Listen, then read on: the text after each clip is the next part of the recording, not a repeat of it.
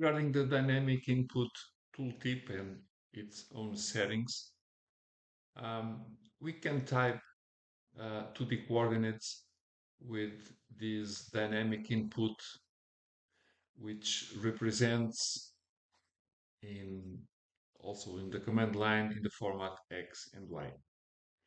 So, for example, if we go to line and the system starts to ask for a point, so we have this dynamic tooltip because it is turned on, and the format it is X in the first box, and after I insert this information, I go into the Y also toolbox. And this is the first important topic to mention. But it is also important to mention that I have a couple of settings that change the way we work with this dynamic tooltip input and also the appearance of this tooltip. So I can change settings by clicking in one of these options here, one of it.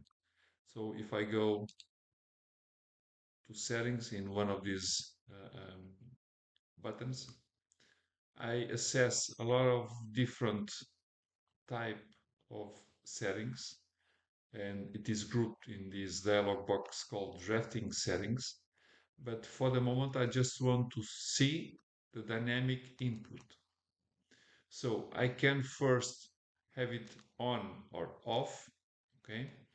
And if it is on, I can click on the settings, which allow me to change a couple of things.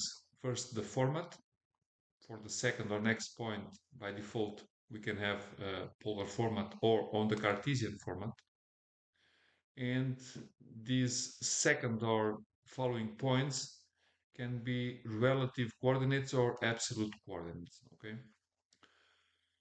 Visibility, I have a couple of options also.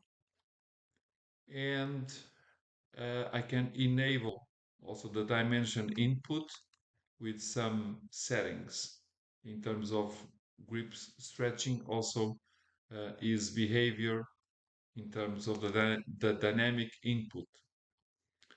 Besides, I can also change his appearance, and I can have a look, a kind of model preview or layout preview.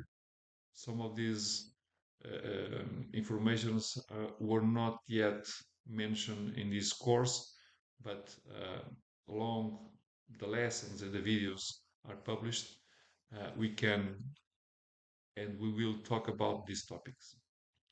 Also about colors, we can define a couple of things about the appearance and the boxes and so on, and the sizes or transparency of this dynamic tooltip.